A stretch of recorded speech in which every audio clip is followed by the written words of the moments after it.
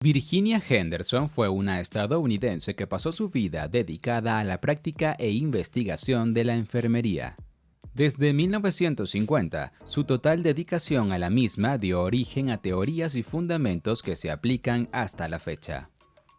En sus trabajos, Virginia Henderson redefinió la enfermería en términos funcionales, incorporando principios fisiológicos y psicopatológicos. También consideró que esta cambiaría según la época, es decir, su definición no sería definitiva. El estudio teórico de la enfermería en sí tiene sus orígenes a partir del libro Notas de Enfermería de la italiana Florence Nightingale en 1852. Anterior a esta obra, la enfermería era considerada como una actividad basada en la práctica y el conocimiento común.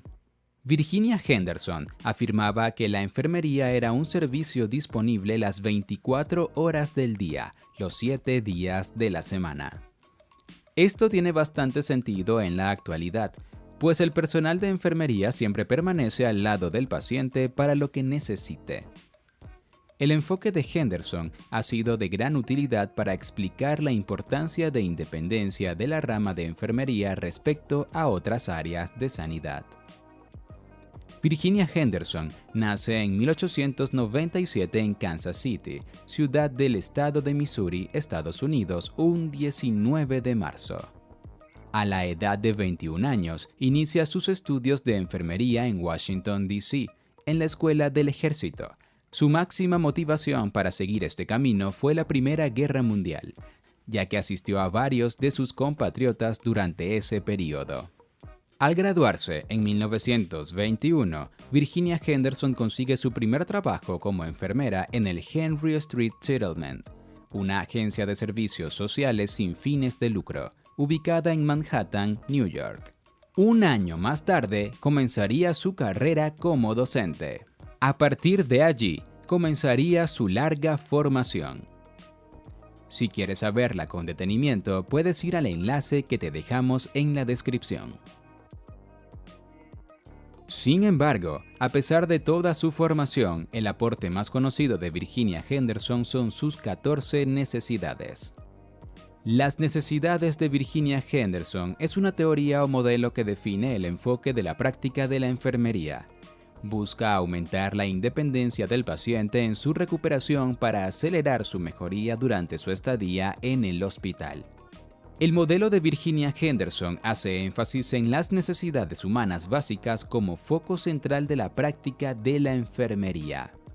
Ha llevado a desarrollar muchos otros modelos en los que se enseña a los enfermeros a asistir a los pacientes desde el punto de vista de sus necesidades. Según Henderson, en un inicio una enfermera debe actuar por el paciente solo cuando éste no tenga conocimientos, fuerza física, voluntad o capacidad para hacer las cosas por sí solo o para llevar correctamente el tratamiento. La idea es asistir o contribuir a la mejoría del paciente hasta que él mismo pueda atenderse por sí solo. También incluye la asistencia a una persona enferma ayudando a llevarlo a una muerte tranquila y pacífica. A continuación se explican las 14 necesidades. 1. Respirar con normalidad. El intercambio gaseoso del cuerpo es esencial para la salud del paciente y para la vida misma. La enfermera debe familiarizarse con la función respiratoria de la persona y saber identificar los posibles inconvenientes de este proceso. Esto incluye ayudar con las posturas correctas del cuerpo, estar atento a ruidos extraños durante la respiración y estar pendiente de las secreciones nasales y mucosidades. También debe vigilar la frecuencia y el ritmo respiratorio, chequear que las vías no estén obstruidas, observar la temperatura y la circulación del aire de la habitación, entre otros aspectos. 2. Comer y beber adecuadamente. Todo organismo requiere de fluidos y nutrientes para la supervivencia. La enfermera debe estar en conocimiento del tipo de dieta e hidratación, según los requerimientos nutricionales del paciente y del tratamiento mandado por el médico. Se debe tomar en cuenta el apetito y el ánimo, los horarios y cantidades, la edad y el peso, creencias religiosas y culturales, capacidades de masticar y deglutir, entre otros. 3. Eliminación normal de desechos corporales. Parte del correcto funcionamiento del organismo es la normal eliminación de las heces, orina, sudor, flema y menstruación. Se debe conocer muy bien el nivel de control y efectividad del paciente con respecto a sus funciones excretoras. Este punto incluye la especial atención a la higiene de las partes íntimas. 4. Movilidad y posturas adecuadas. Un paciente se sentirá más o menos independiente en la medida en que pueda moverse por sí solo para realizar sus actividades del día a día. La enfermera debe ayudar a la mecánica corporal de la persona y motivarlo a realizar actividad física, ejercicios y deporte. Al motivarlo debe tomar en cuenta las diferentes limitaciones dadas por la enfermedad particular, el tratamiento, la terapia o las deformidades del cuerpo. 5. Dormir y descansar. El descanso es muy importante para la pronta recuperación de la persona. Todo organismo recobra fuerzas físicas y mentales mientras duerme. El reposo tranquilo e ininterrumpido del paciente debe ser una prioridad, sobre todo en las noches. Se debe conocer los hábitos de descanso y también las dificultades para conciliar el sueño, como sensibilidades a los ruidos, a la iluminación, a la temperatura, entre otros. 6. Vestirse y desvestirse con normalidad. Poder seleccionar y usar la ropa que se desea también influye en el sentido de independencia de un paciente. La vestimenta representa la identidad y personalidad, pero también protege contra los elementos y cuida la intimidad individual. 7. Mantener la temperatura del cuerpo en los rangos normales.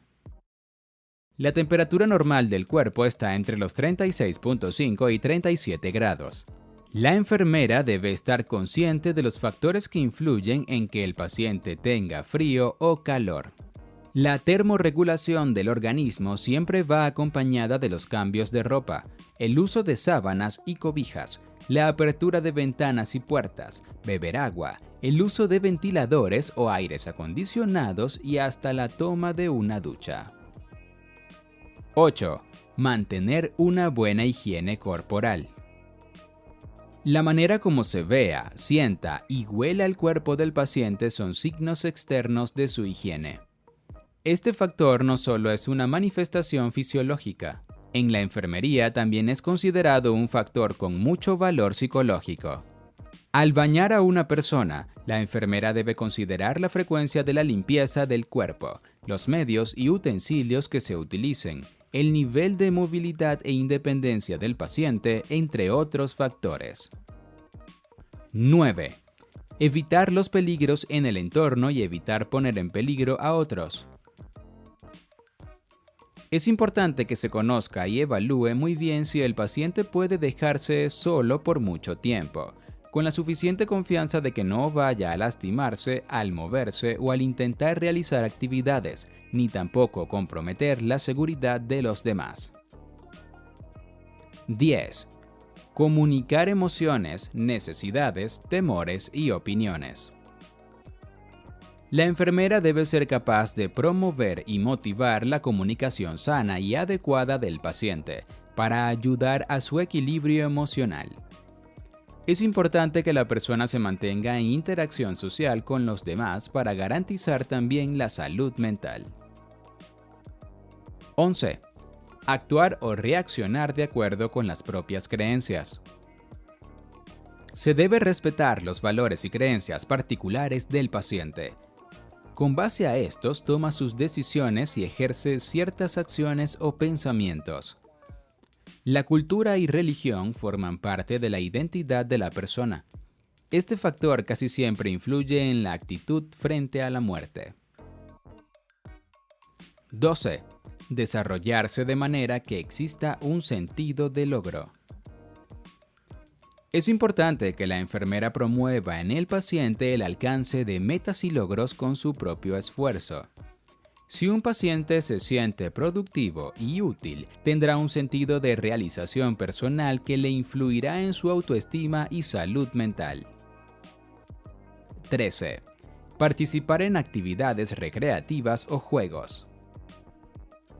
La salud del cuerpo y de la mente también se logra con actividades que entretengan al paciente. La enfermera debe conocer los gustos o intereses de la persona y motivarlo a que participe en actividades que sean motivadoras. 14. Aprender, descubrir o satisfacer la curiosidad personal. Este punto es similar al anterior, pero se basa en el sentido de la productividad mental de la persona al momento de adquirir conocimientos nuevos. Mantener al paciente desarrollando habilidades, destrezas y conocimientos es favorable para la salud. En el caso de pacientes niños o jóvenes, es importante que mantengan activos sus estudios académicos en la medida de lo posible.